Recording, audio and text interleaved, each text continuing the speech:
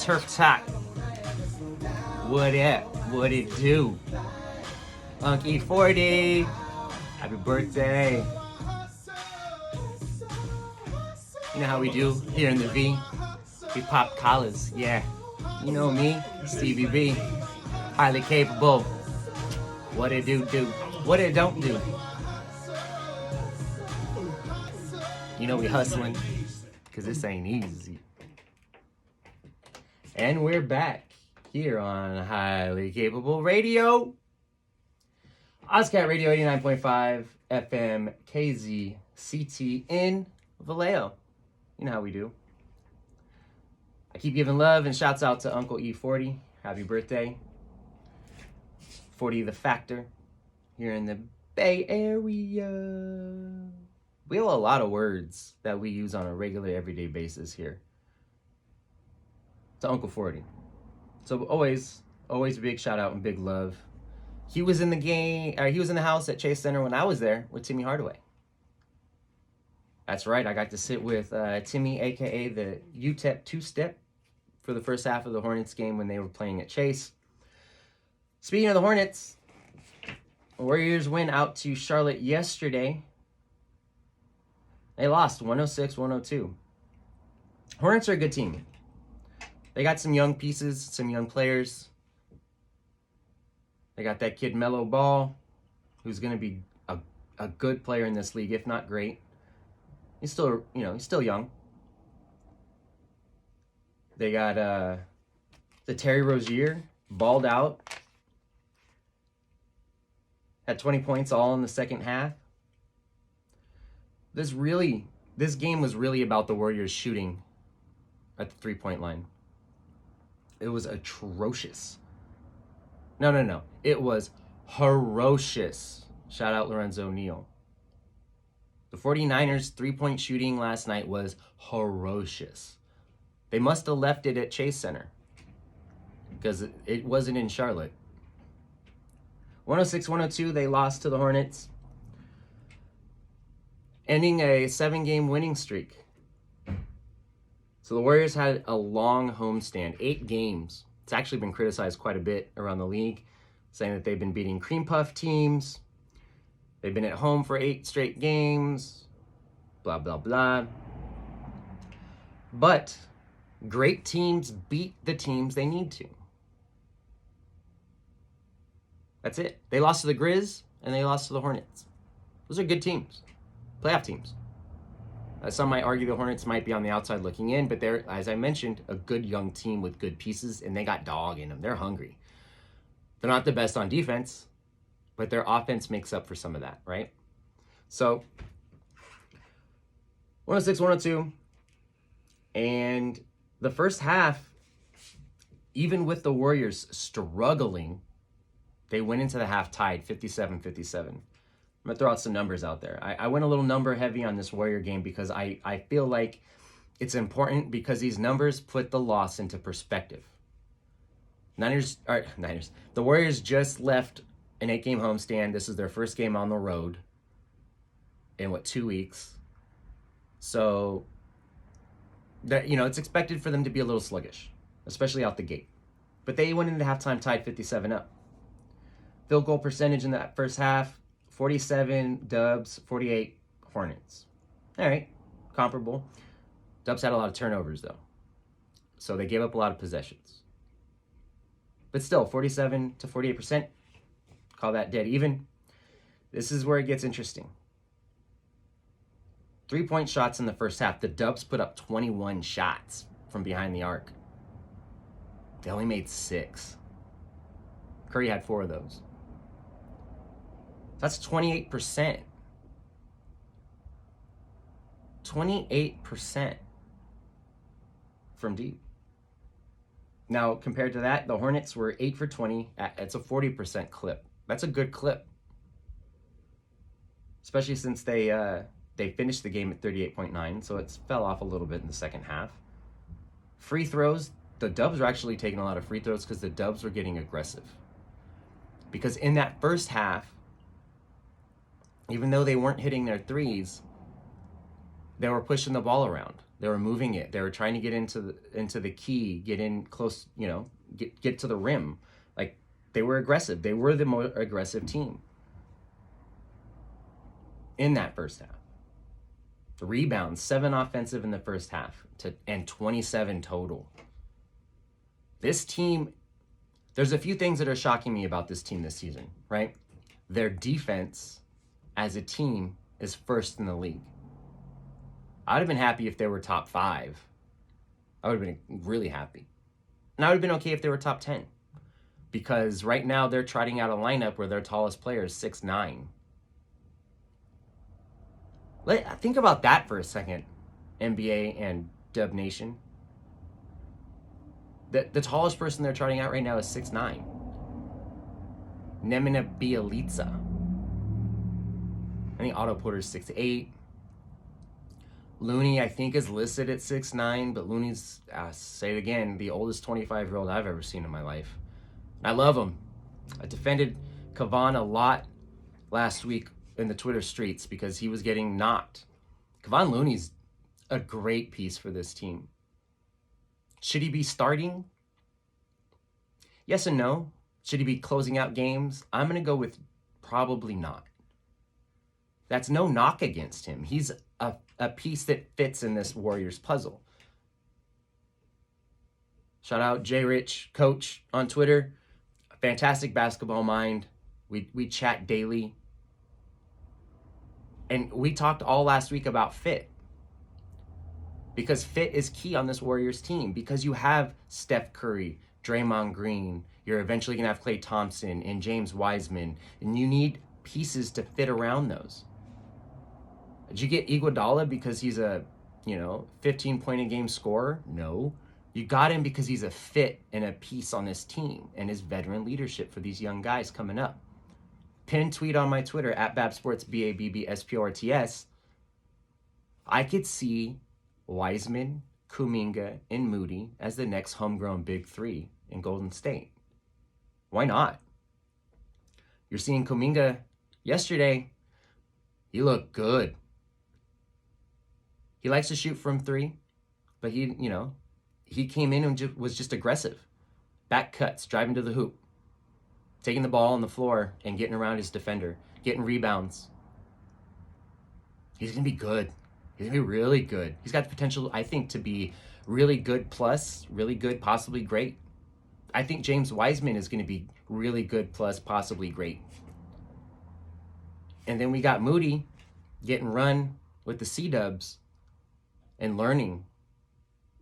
He'll come up, I think, at some point this year, and I think he'll contribute. These are all young kids. Kuminga's 19. He's not going to be 20 until next October. James Wiseman's still young. Was he 20? I don't think he can drink yet. So these young pieces are going to be great. But again, pieces. 57-57 going into the half. Let's look at stats to finish out the game. Dubs shot 42% overall shooting field goal percentage, 42. The Hornets shot 47. It's tough to lose when you shoot 47% from the field. But this is where the game was won and lost. The Dubs, 9 for 39 from 3 for 23% from a team that averages, I think their team average is 37. That was the game. They were getting wide open look after wide open look, and the Hornets were dodging bullets. Straight bullets. Ducking, dodging, and weaving headshots. Because 5 of those threes go down, and it's a blowout. That's 15 points. That's winning by 11. Maybe not quite a blowout, but still winning by double digits. 9 of 39. The other side of the coin, the Hornets, were 14 of 36 for 38%. I think the Hornets are around a 36% three-point shooting team. So they played above their average. The Warriors played well below theirs, and that was a difference in the game. Turnovers have been a big focus of this team, and I tweeted it out last week. In the Bulls game, tweeted out Friday, Draymond Green made this play where they're above the arc. It's Dre at the top of the key, Kevon at the elbow, if you want to call it that, where it starts to bend. Curry was up there. Kevon rubs Curry's defender off of him. Dre makes a bounce pass to a spot that he hopes Curry gets to, coming off that rub screen. There's nobody there. It's a complete hole in the defense, and he throws it to a spot beyond the arc on the floor. Curry being Curry, gets around that screen, catches the pass perfectly, puts it up, drains it. Wet. Splash. But that is why this team has turnover problems. It worked that time.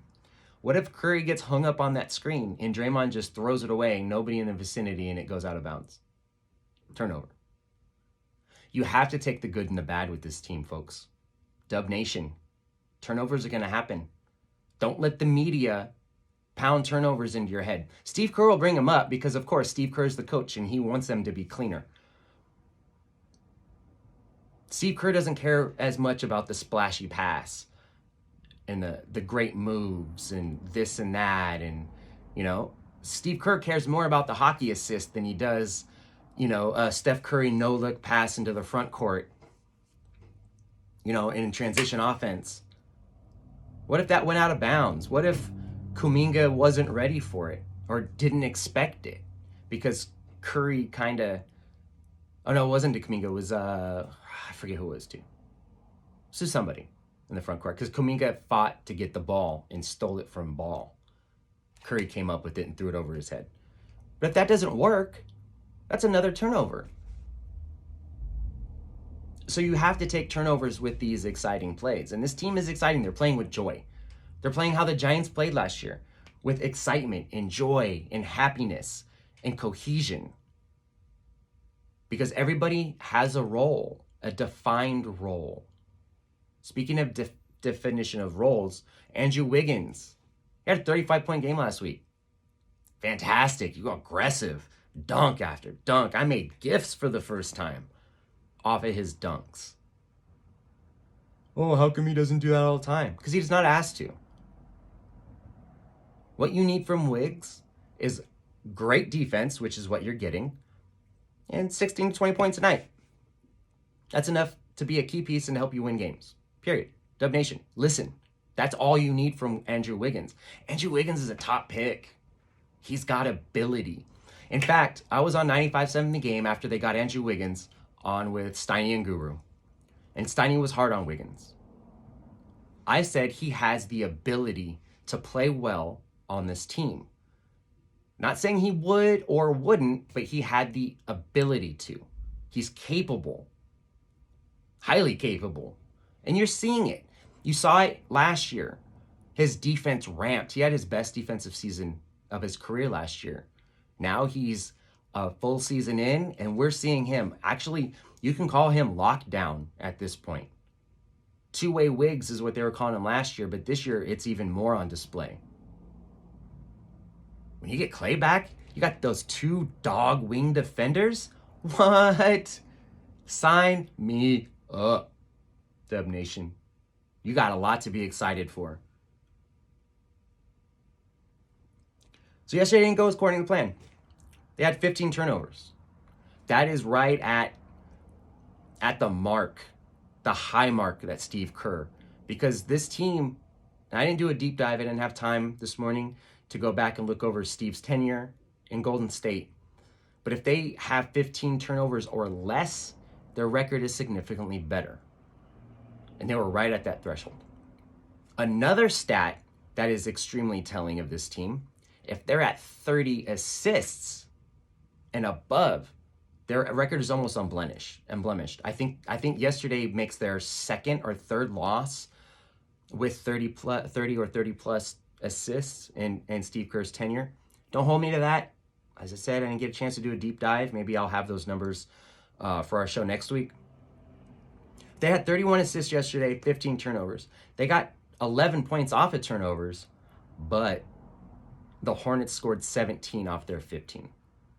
which off at 15 turnovers, you kind of would take that, right? Only 17 points, but in a game decided by 4, that's crucial. The Warriors are 11-2. Yesterday around the league, Atlanta beat the Bucks 120-100. Beat the brakes off the Bucks. They didn't fear the deer. Atlanta's a good team. I think they're going to be fun this year. They're not contenders. Playoffs, they got a shot. The Lakers finally beat somebody. They beat the Spurs 114-106. The Spurs are not the Spurs of old. The Lakers are just old. The Nets 120-96 against the Thunder. Everybody should beat the Thunder. The Nets are coming to, the Warriors are going to Brooklyn tomorrow night to take on KD and the Nets. KD, Harden, who's having a horrible season. Got into it with somebody trying to tell me Harden is a better player than Kobe Bryant. GTFO. So coming up, let's just do real quick box score stats from yesterday's game. Now, I've been beating my chest on this, and I will continue to do so. Yesterday was just such an off game from 3. The Warriors should have won. Every statistic, they were pretty evenly matched. They out-rebounded, 30 assists, 15 turnovers, and Draymond Green scored 11 points. I've been saying 10-12 from Draymond gives you an amazing opportunity to win. And we saw Draymond be aggressive. We've seen him be aggressive and hunt for his offense more, taking what the defense gives him, slashing to the rim. He's hitting a couple threes. He's only taken 1 or 2 a game, but he's hitting them at a clip that we will live with. I mean, he was 5 for 7 from the field for 11 points, 6 rebounds, 6 assists. Take that every day of the week.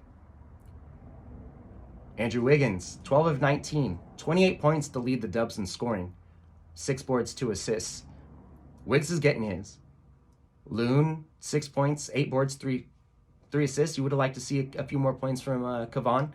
He missed some key free throws. That's why I kind of don't like him late in games, closing it out in crunch time. I mentioned that before. Jordan Poole, who's been splashy. He only gave you 13. 1 board, 3 assists. Not great. He shot 30% from the floor. JP2. Hashtag the glove above. I'm trying to get that nickname to stick, people. So out there, hit me up on Twitter, hashtag the glove above. Because Gary Payton II is every bit as good as his father on defense so far in this young part of the season from what we've seen from him. I want to see him get more minutes. I tweeted out yesterday, I would love to see GP2 close out games. Why? Because that defense and that spark on offense, he will steal you a possession late in the game. That's just going to happen. He had like 4 steals yesterday, I think. He's 6'3", people. He's tiny, but he's so gifted defensively and athletic as all get out. GP2 is such a spark on offense. I mean, we've seen it Lob City the other day against Chicago.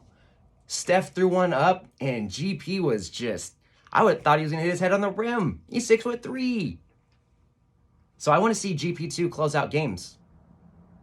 Steve Kerr, I know you listen to Highly Capable because you are a highly capable gentleman, and that's what we do. JTA didn't play yesterday. That could be a factor. Kuminga, 4 for 6 from the floor, 9 points, 5 boards. Rumble, young man, rumble. I want to see more of him. So 2 losses. The Warriors lost in overtime to the Grizzlies, 104-101. They lost yesterday to the Hornets, 106-102. So their 2 losses have been by a combined 7 points. One of those games in overtime. Take it. Every day of the week, 11-2, best record in the NBA. Coming up, let's rattle off these next games, right? So this will take them to the 20-game point of the season. They go to Brooklyn, play Cleveland, Detroit, Toronto, Philly, Portland, and the Clippers to round it out. I said last week, before they went on the road, they're going to be 17-3 coming after 20 games. 17-3. A homegirl out there on Twitter said 16-4. I could see that. Right now on this schedule, the teams I just listed, I have 2 toss-ups that could go either way. Brooklyn and Philly. Philly always plays the Warriors tough because they're big. As I mentioned, the Warriors are trotting out tallest guy, 6'9". Ben Simmons isn't there. That'll help the Warriors. They still got to contend with Joel Embiid.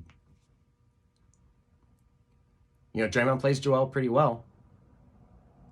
But Draymond's 6'5" at most. Like, let's just be real. So, I could see the Warriors being 17-3 after 20. It's going to be a really good game tomorrow night against Brooklyn out there in New York. I can't wait. I'm excited. I'm excited for tonight. Monday Night Football. The Niners taking on the Rams out there at Levi's Stadium in Santa Clara. Hopefully the faithful show up and show out for a Monday night game. It's going to be fun. I don't know. I can't wait. I can't wait to see what happens because I think tonight is the turning point. We may see Trey Lance start depending on if Jimmy doesn't play well. I don't think it's going to happen. I'm just saying it may. It may happen. Or we'll start seeing more Trey Lance packages, which I'm all for. But I want him to be pass packages. I want him to add a wrinkle to the offense. It's still Jimmy G's team.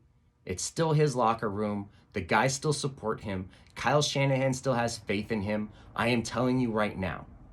Telling you. I'm not in the room, but neither of those guys telling you that he has lost faith. None of you are in the room. I'm looking at what Kyle has said and the time Jimmy's seeing on the field. Tells me he has all the faith in Jimmy Garoppolo that he did last year and the year before when they went to the Super Bowl.